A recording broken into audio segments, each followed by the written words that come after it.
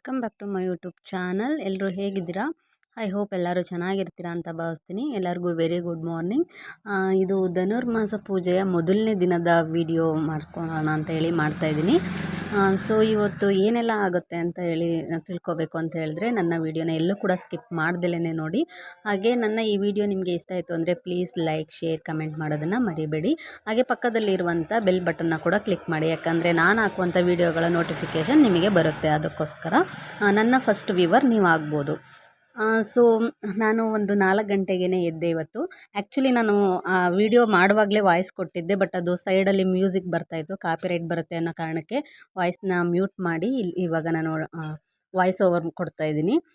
So ನಾನು 4 ಗಂಟೆಗೆ ಎದ್ಬಿಟ್ಟು ಫಸ್ಟು ಕಾಫಿ ಇಡೋಣ ಅಂತ ಹೇಳಿ ಬಂದಿದ್ದೀನಿ. ಅಂದರೆ ನಾನೇನು ಕಾಫಿ ಕುಡಿಯೋಲ್ಲ, ಬಟ್ ನಮ್ಮನೆಯವ್ರಿಗೆ ಟೀ ಕಾಫಿ ಕುಡಿದಿರ ಅವರು ಎದ್ದೇಳಲ್ಲ ಮೇಲೆ. ಹಾಗಾಗಿ ಫಸ್ಟ್ ಅವ್ರನ್ನ ಎಬ್ಬಿಸ್ಬೇಕಲ್ಲ ಅಂತ ಹೇಳ್ಬಿಟ್ಟು ಟೀನ ಮಾಡಿದೆ ನಾನು. ಆ್ಯಕ್ಚುಲಿ ಅವ್ರು ಟೀ ಕುಡಿತಾರೆ ಕಾಫಿಗಿಂತ ಜಾಸ್ತಿ.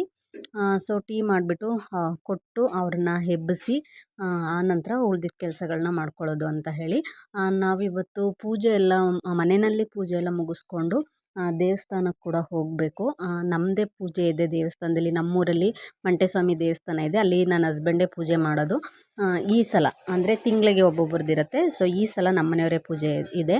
ಹಾಗಾಗಿ ಅವರು ಎದ್ದು ಕಾಫಿ ಎಲ್ಲ ಕುಡಿದು ಸ್ನಾನ ಎಲ್ಲ ಮಾಡ್ಕೊಂಡು ರೆಡಿ ಆದರು. ಸೊ ನಾನು ಅವ್ರಿಗೆ ಪೂಜೆಗೆಲ್ಲ ರೆಡಿ ಮಾಡಿಕೊಟ್ಟೆ. ಫಸ್ಟಿಗೆ ಪೂಜೆ ಅದಕ್ಕೆ ಗಂಧದ ಕಡ್ಡಿ, ಕರ್ಪೂರ, ಬಾಳೆಹಣ್ಣು, ತೆಂಗಿನಕಾಯಿ, ಹೂವು, ಎಲೆ, ಅಡಿಕೆ ಎಲ್ಲದನ್ನು ಒಂದು ಬ್ಯಾಗಲ್ಲಿ ಇಟ್ಟು ರೆಡಿ ಮಾಡಿ ಕೊಟ್ಟು ಅವರನ್ನು ಕಳಿಸ್ದೆ. ಅವರು 5 ಗಂಟೆಗೆಲ್ಲ 4:45ಗೆ ಅವರು ಹೊರಟರು ದೇವಸ್ಥಾನಕ್ಕೆ. ಸೊ ಅವರು ಹೋದ್ಮೇಲೆ ನಾನು ಬಾಗಿಲೆಲ್ಲ ಕಸ ಗುಡಿಸಿ ನೀರೆಲ್ಲ ಹಾಕಿ ರಂಗೋಲಿ ಎಲ್ಲ ಬಿಟ್ಟು ಸ್ನಾನ ಎಲ್ಲ ಮುಗಿಸ್ಕೊಂಡು ದೇವ್ರ ಪೂಜೆ ಮಾಡಲಿಕ್ಕೆ ಅಂತ ಹೇಳಿ ಬಂದಿದ್ದೀನಿ. ಸೂರ್ಯೋದಯಕ್ಕೂ ಮುಂಚೆ ಎದ್ದು ನಿತ್ಯ ಕರ್ಮಗಳನ್ನ ಮುಗಿಸಿ ಧನುರ್ಮಾಸ ಪೂಜೆನ ಮಾಡೋದು ಪದ್ಧತಿ. ಹಾಗೆಯೇ ಎಲ್ಲ ದೇವಸ್ಥಾನಗಳಲ್ಲೂ ಕೂಡ ಈ ಪೂಜೆನ ಮಾಡ್ತಾರೆ ಇವಾಗಿನ ಇದರಲ್ಲೆಲ್ಲ. ಸೊ ಧನುರ್ಮಾಸ ಯಾವಾಗಲೂ ಡಿಸೆಂಬರ್ನ ಹುಣ್ಣಿಮೆಯ ಮರುದಿನ ಬರುತ್ತೆ. ಹಾಗೆ ಜನವರಿ ಸಂಕ್ರಾಂತಿ ಹಿಂದಿನ ದಿನ ಕೊನೆ ಆಗುತ್ತೆ. ಈ ಪೂಜೆನ ನಾವು ಯಾಕೆ ಮಾಡೋದು ಅಥವಾ ಇದರ ಮಹತ್ವ ಏನು ಅಂತ ಒಂದು ಸಲ ಬ್ರಹ್ಮದೇವರು ಅಂಶ ಪಕ್ಷಿಯ ರೂಪವನ್ನು ತಾಳಿ ಲೋಕ ಸಂಚಾರಕ್ಕಾಗಿ ಹೊರಟಾಗ ಸೂರ್ಯನ ತಾಪವಾದ ಕಿರಣಗಳು ಅವರ ಮೈ ಮೇಲೆ ಬೀಳತ್ತಂತೆ. ಆಗ ಅವರು ಸೂರ್ಯದೇವನಿಗೆ ಶಾಪವನ್ನು ಕೊಡ್ತಾರಂತೆ, ನಿನ್ನ ತೇಜಸ್ಸು ಕ್ಷೀಣಿಸಲಿ ಅಂತ ಹೇಳಿ ಶಾಪವನ್ನು ಕೊಡ್ತಾರೆ. ಆಗ ಸೂರ್ಯನ ಕಿರಣಗಳು ಕ್ಷೀಣಿಸಿದಾಗ ಇಡೀ ಲೋಕವೇ ಅಲ್ಲೋಲ ಕಲ್ಲೋಲ ಆಗುತ್ತೆ.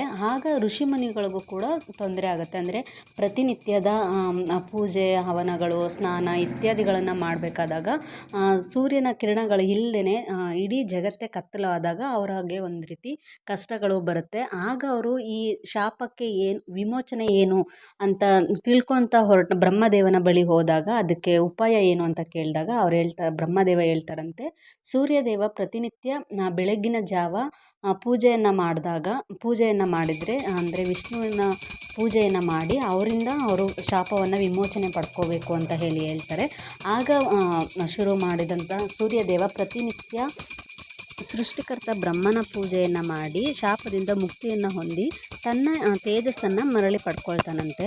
ಹಾಗಾಗಿ ಸಾಕ್ಷಾತ್ ಸೂರ್ಯದೇವ ಮಾಡಿದ ಧನುರ್ಮಾಸ ಪೂಜೆ ಇಡೀ ಭೂಮಂಡಲದ ಎಲ್ಲೆಡೆ ಪ್ರಚಲಿತವಾಗಿ ಈಗ ಚಾಲ್ತಿಯಲ್ಲಿ ಕೂಡ ಇದೆ. ಸೂರ್ಯದೇವ ತನ್ನ ತೇಜಸ್ಸನ್ನು ಕಳ್ಕೊಂಡ ಸಮಯದಲ್ಲಿ ಶಾಪ ವಿಮೋಚನೆಗೋಸ್ಕರ ಮಾಡಿದಂಥ ಒಂದು ಪೂಜೆ ಮಾಡಿದ ನಂತರ ಅವನಿಗೆ ತೇಜಸ್ಸು ಮತ್ತೆ ಮರಳಿ ಬರುವಂಥದ್ದು.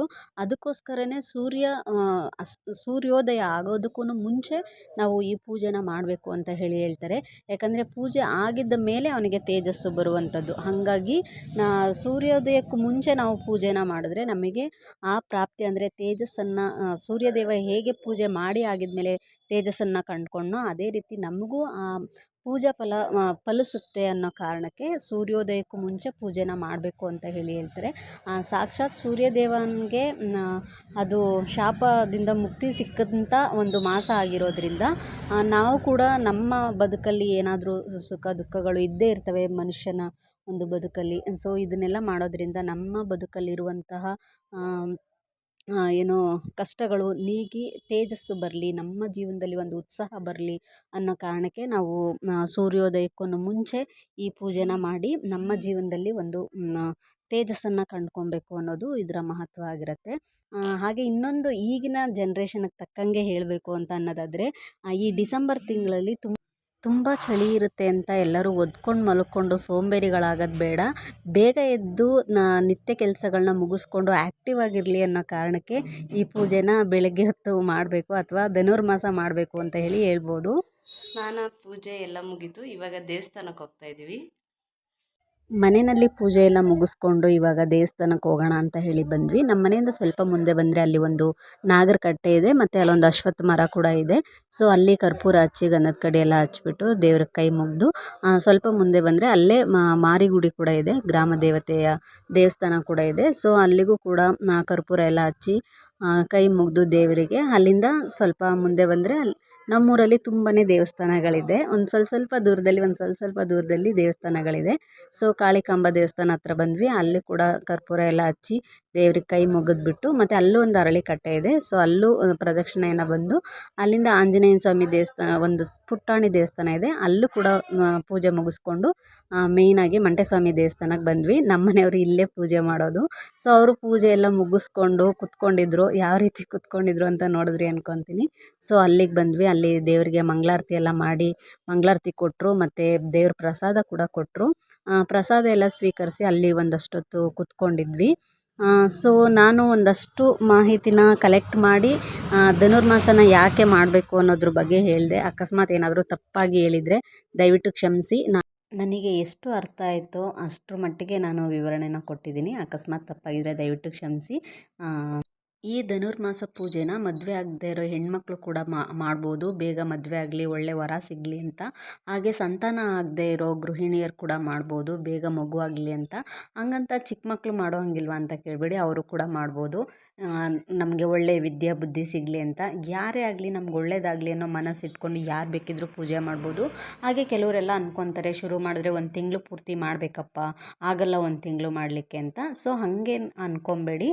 ನಮಗೆ ಎಷ್ಟು ದಿನ ಸಾಧ್ಯನೋ ಅಷ್ಟು ದಿನ ಮಾಡ್ಬೋದು. ಅಂದರೆ ನಾವು ಫಸ್ಟು ಅಂದ್ಕೋಬೇಕು ನಮ್ಮ ಮನಸ್ಸಲ್ಲಿ, ನಾವು ಇಷ್ಟು ದಿನ ಮಾಡ್ತೀವಿ ಅಂತ. 5 ದಿನ, 9 ದಿನ, 12 ದಿನ ಈ ರೀತಿ ಮಾಡ್ಬೋದು. ನಮಗೆ ನಮ್ಮ ಕೈಯಲ್ಲಿ ಸಾಧ್ಯ ಅಂದರೆ 1 ತಿಂಗಳು ಪೂರ್ತಿ ಕೂಡ ಮಾಡ್ಬೋದು. ಸೊ ನಮ್ಗೆ ಎಷ್ಟು ದಿನ ಆಗುತ್ತೋ ಅಷ್ಟು ನಮ್ಮ ಶಕ್ತಿ ಅನುಸಾರ ಮಾಡಬೇಕಾಗುತ್ತೆ ಅಷ್ಟೇ. ಸೊ ನಮ್ಗೆ ಎಷ್ಟು ದಿನ ಆಗುತ್ತೋ ಅಷ್ಟು ದಿನ ಮಾಡೋಣ. ತುಂಬ ಶ್ರಮ ತಗೊಳ್ಳೋದು ಬೇಡ. ಬೇರೆಯವ್ರು ಯಾರೋ ಏನೋ ಹೇಳ್ತಾರೆ ಅಂತ ಮಾಡೋದು ಬೇಡ. ನಮ್ಮ ಮನಸ್ಸಿಗೆ ಹೆಂಗೆ ಖುಷಿ ಅನಿಸುತ್ತೋ ಆ ರೀತಿ ಮಾಡೋಣ.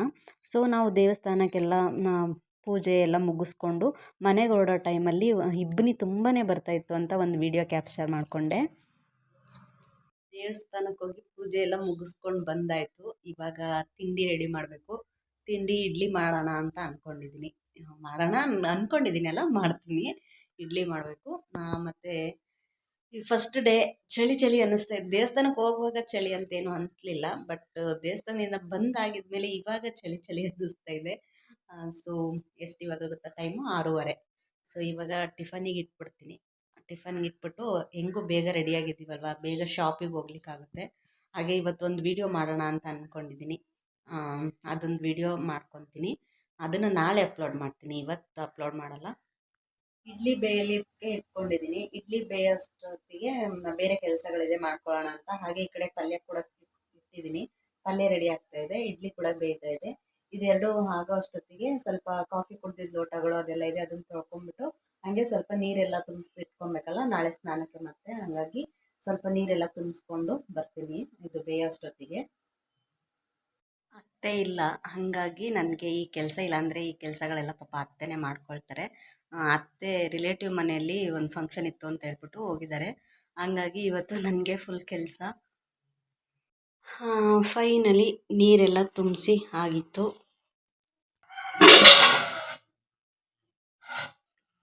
ಟೈಮ್ ನೋಡಿ 7:45. ತಿಂಡಿ ಕೂಡ ರೆಡಿ ಆಗಿದೆ. ಸೊ ಇವಾಗ ತಿಂದ್ಬಿಟ್ಟು ಶಾಪಿಗೆ ಹೋಗೋದು.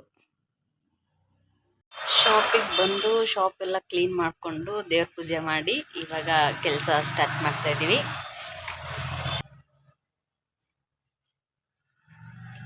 ಟೈಮ್ ಎಷ್ಟು ಗೊತ್ತಾ? 9 ಗಂಟೆ. 9 ಗಂಟೆಗೆ ಇವತ್ತು ಕೆಲಸ ಸ್ಟಾರ್ಟ್. ಇಷ್ಟು ದಿನ 11 ಗಂಟೆ ಆಗ್ತಿತ್ತು, ಇವತ್ತು 9 ಗಂಟೆಗೆ ಕೆಲಸ ಶುರು ಮಾಡ್ತಾಯಿದ್ದೀವಿ. 12:15 ಆಗಿದೆ. ತಿಂಡಿ ಎಲ್ಲ ಮುಗಿಸ್ಕೊಂಡೆ. ತಿಂಡಿ ಮುಗಿಸ್ಕೊಂಡು ಸ್ವಲ್ಪ ಫಿನಿಶಿಂಗ್ ಕೆಲಸಗಳಿತ್ತು ಅಂತ ಹೇಳಿ ಮಾಡ್ತಾ ಇದ್ದೆ. ಅಂದರೆ ಇದಿಷ್ಟು ಬ್ಲೌಸ್ಗಳು ಫಿನಿಶಿಂಗ್ ಮಾಡೋಕ್ಕಿತ್ತು. ಒಂದು 10 ಬ್ಲೌಸಸ್ ಇತ್ತು. ಅದನ್ನ ಹುಕ್ ಹಾಕಿ ಐರನ್ ಎಲ್ಲ ಮಾಡಿ ಇಟ್ಟಿದ್ದೀನಿ. ಸೊ ಇದನ್ನೆಲ್ಲ ಇವಾಗ ಹ್ಯಾಂಗರಿಗೆ ಹಾಕಬೇಕು. ಹ್ಯಾಂಗರಿಗೆ ಹಾಕ್ಬಿಟ್ಟು ಇದು ಒಂದು ಸ್ಯಾರಿ ಫಾಲ್ ಹಾಕ್ಲಿಕ್ಕಿದೆ. ಸೊ ಇದನ್ನು ಫಾಲ್ ಹಾಕ್ಬಿಟ್ಟು ನೆಕ್ಸ್ಟು ಇನ್ನು ಸ್ವಲ್ಪ ಕೆಲಸಗಳಿದೆ, ಇನ್ನು ಏನೇನು ಮಾಡಬೇಕು ನೋಡ್ಕೊಳ್ಳೋದು. ಮತ್ತು ನಾನು ಈ ಕೆಲಸಗಳನ್ನ ಮಾಡ್ತಾ ಮಾಡ್ತಾ ಸರಿಗಮಪನ ನೋಡ್ತಾ ಇದ್ದೆ. ಅದರಲ್ಲಿ ನಾಗಮಣಿ ನಾಗಭೂಷಣ್ ಅವರ ಸಿಂಗಿಂಗ್ನ ನೋಡ್ತಾ ಇದ್ದೆ. ಅವರ ಹಾಡು ಹೇಳಿದ್ದು ಕೂಡ ತುಂಬ ಚೆನ್ನಾಗಿತ್ತು. ಹಂಗೆ ಅವರ ಲೈಫ್ ಎಕ್ಸ್ಪೀರಿಯನ್ಸ್ನ ಹೇಳ್ಕೊಂಡಿದ್ದು ಕೂಡ ತುಂಬ ಚೆನ್ನಾಗಿತ್ತು. ಅದೇ ನಾವು ಅಂದ್ಕೊಳ್ಳೋ ಹಾಗೆ ನಾವು ಅಂದ್ಕೊತೀವಿ ನಮ್ಮದೇ ಕಷ್ಟ ಜಾಸ್ತಿ ಇರತ್ತಪ್ಪ ಅಂತೇಳಿ. ಬಟ್ ಪ್ರತಿಯೊಬ್ಬರ ಲೈಫಲ್ಲೂ ಅವ್ರವ್ರದ್ದೇ ಆದ ಪ್ರಾಬ್ಲಮ್ಸ್ಗಳಿದ್ದೇ ಇರ್ತವೆ. ಪ್ರತಿಯೊಬ್ಬರ ಇದರಲ್ಲೂ ಅವ್ರವ್ರ ಕಷ್ಟಗಳು ಅವ್ರವ್ರಿಗೆ ಹೆಚ್ಚು ಅಂತ ಹೇಳ್ಬೋದು. ಸೊ ಅದನ್ನು ಕೇಳಿ ನನಗೊಂದು ರೀತಿ ಇನ್ಸ್ಪೈರ್ ಆಯಿತು. ಅವರು 5 ವರ್ಷ ಆಗಿದೆ ಅಂತೆ ಕ್ಯಾನ್ಸರ್ ಬಂದು, ಆದರೂ ಕೂಡ ಎಷ್ಟು ಲವಲವಿಕೆಯಿಂದ ಇದ್ದಾರೆ ಅಲ್ವಾ. ಸೊ ನಾವು ಅಂಥವ್ರನ್ನೆಲ್ಲ ನೋಡಿ ನಾವು ತಿಳ್ಕೊಳ್ಳೋದು ತುಂಬ ಇರುತ್ತೆ ಚಿಕ್ಕವರು. ಸೊ ಅದೊಂಥರ ಇನ್ಸ್ಪೈರಿಂಗ್ ಆಗಿತ್ತು ಅವರ ಸ್ಟೋರಿ. ಸೊ ನಾನು ಒಂಥರ ಕಣ್ಣಲ್ಲಿ ನೀರೇ ಬಂತು ಅಂತ ಹೇಳ್ಬೋದು ಅವ್ರದ್ದು ಸ್ಟೋರಿ ಕೇಳ್ಬಿಟ್ಟು. ಅವ್ರು ಹೇಳ್ದಂಗೆ ಇರೋದೊಂದು ಜೀವನ, ಏನೇನು ಮಾಡ್ಬೇಕು ಅನ್ಸುತ್ತೋ ಅದನ್ನೆಲ್ಲ ಮಾಡಿಬಿಡ್ಬೇಕು. ಅಂದರೆ ಒಳ್ಳೇದನ್ನ ಏನೇನು ಮಾಡಬೇಕು ಅಂತ ಅನಿಸುತ್ತೋ ಅದನ್ನೆಲ್ಲ ಮಾಡಬೇಕು. ಇರೋ ಅಷ್ಟು ದಿವಸ ಖುಷಿಯಾಗಿ ಇದ್ಬಿಟ್ಟು ಹೋಗ್ಬೇಕು ಅಷ್ಟೇ. ಸೊ ನೀವು ಯಾರ ಲೈಫನ್ನ ಇನ್ಸ್ಪೈರಿಂಗ್ ಆಗಿ ತೊಗೊತೀರಾ ಅಂತ ಕಮೆಂಟ್ ಮಾಡಿ ತಿಳಿಸಿ. ಹಾಗೆ ಸರಿಗಮಪ ನೋಡಲಿಕ್ಕೆ ಸ್ಟಾರ್ಟ್ ಮಾಡಿದ್ದೀರಾ ಅಂತ ತಿಳಿಸಿ. ಟೈಮ್ 7 ಗಂಟೆ ಆಯಿತು, ಮನೆಗೆ ಹೋಗೋ ಟೈಮು. ಮನೆಗೆ ಅಂದರೆ ಏನೋ ಒಂದು ಅರ್ಧ ಮುಕ್ಕಾಲು ಗಂಟೆಗೆ ಹೋಗ್ತೀವಿ. ಸೊ ನಾನು ಆವಾಗಲೇ ಬ್ಲೌಸಸ್ ಎಲ್ಲ ಫಿನಿಶಿಂಗ್ ಮಾಡ್ತಾ ಇದ್ದೆ ಅಲ್ಲ, ಅದೆಲ್ಲ ಆಗಿದ್ಮೇಲೆ ಇದು ಒಂದು ಟಾಪ್ ಸ್ಟಿಚ್ ಮಾಡಿಕೊಂಡೆ ನನಗೆ ಅಂತಲೇ. ಅವತ್ತು ಬೇಜಾರಾಗಿ ಕುತ್ಕೊಂಡಿದ್ನಲ್ಲ, ವಾಚ್ ಅವರು ಕಡಿಮೆ ಆಯಿತು, ಇನ್ಮೇಲೆ ವೀಡಿಯೋ ಮಾಡಲ್ಲ ಅಂತ. ಆವಾಗ ನಮ್ಮ ಮನೆಯವರು ಇದು ಒಂದು ಟಾಪ್ ಕಟ್ ಮಾಡಿಕೊಟ್ಟಿದ್ರು. ಈ ಟಾಪ್ ಕಟ್ ಮಾಡಿಕೊಟ್ಟಿದ್ರು. ಮೈಂಡು ಡೈವರ್ಟ್ ಆಗುತ್ತೆ, ನಿಮಗೆ ಟಾಪ್ ಹೊಲ್ಕೋ ನ್ಯೂ ಇಯರ್ಗೆ ಆಗುತ್ತೆ ಹಾಕ್ಕೊಳ್ಳಿಕ್ಕೆ ಅಂತ ಹೇಳಿ ಕಟ್ ಮಾಡಿಕೊಟ್ಟಿದ್ರು. ನಾನು ಮೊನ್ನೆಯಿಂದ ಸ್ಟಿಚ್ ಮಾಡಿದೆ, ಹಾಗೆ ಇಟ್ಕೊಂಡಿದ್ದೆ. ಅದಕ್ಕೆ ಇವಾಗ ಸ್ಟಿಚ್ ಮಾಡೋಣ ಅಂತ ಹೇಳಿ ಸ್ಟಿಚ್ ಮಾಡಿಕೊಂಡೆ. ನೆಕ್ಕೇನು ಡಿಸೈನ್ ಇಟ್ಕೊಂಡಿಲ್ಲ, ಸಿಂಪಲಾಗೆ ಈ ರೀತಿ ವಿ ಶೇಪ್ನ ಇಟ್ಕೊಂಡಿದ್ದೀನಿ. ಕೆಳಗಡೆ ಈ ರೀತಿ ಬಾರ್ಡ್ರ್ ಬಂದಿದೆ. ಸೊ ಕೆಳಗಡೆ ಈ ರೀತಿ ಬಾರ್ಡ್ರ್ ಬಂದಿದೆ. ಇದನ್ನು ಸ್ಟಿಚ್ ಮಾಡಿಕೊಂಡೆ. ಸೊ ಇವಾಗ 7:30 ಆಗ್ತಾಯಿದೆ, 7 ಗಂಟೆ 7:30 ಆಗ್ತಾಯಿದೆ. ಸೊ ಮನೆಗೆ ಹೋಗೋಣ ಅಂತ ಅಂದ್ಕೊಂಡಿದ್ದೀನಿ. ಮನೇಲಿ ಅತ್ತೆ ಬೇರೆ ಇಲ್ಲ, ನಾನೇ ಹೋಗಿ ಅಡುಗೆ ಮಾಡಬೇಕು. ಗಂಟೆ ಸೊಪ್ಪು ಕಿತ್ಕೊಂಡಿದ್ದೀನಿ, ಇಲ್ಲೇ ನಮ್ಮ ಓನರ್ ಆಂಟಿ ಮನೇಲಿತ್ತು ಗಂಟೆ ಸೊಪ್ಪು ಕಿತ್ಕೊಂಡಿದ್ದೀನಿ. ಸೊ ಇವಾಗ ಹೋಗಿ ಸಾಂಬಾರು ಮಾಡಬೇಕು. ಸಾಂಬಾರು ಮಾಡಿ, ರೈಸ್ ಮಾಡಿ, ಮುದ್ದೆ ಮಾಡಿ, ಊಟ ಮಾಡಿ ಮಲ್ಕೊಳ್ಳೋದು. ಲಾಗ್ನ ಕಂಟಿನ್ಯೂ ಮಾಡೋಕ್ಕಾಗಲ್ಲ. ಇದಿಷ್ಟು ನನ್ನ ಇವತ್ತಿನ ಈ ವ್ಲಾಗ್ ಆಗಿತ್ತು. ಐ ಹೋಪ್ ನಿಮಗೆಲ್ಲರಿಗೂ ಇಷ್ಟ ಆಗಿರುತ್ತೆ ಅಂತ ಭಾವಿಸ್ತೀನಿ. ಇಷ್ಟ ಆಗಿದ್ರೆ ಪ್ಲೀಸ್ ಲೈಕ್, ಶೇರ್, ಕಮೆಂಟ್ ಮಾಡೋದನ್ನು ಮರಿಬೇಡಿ ಅಂತ ಹೇಳ್ತಾ thank you for watching friends. Bye, take care.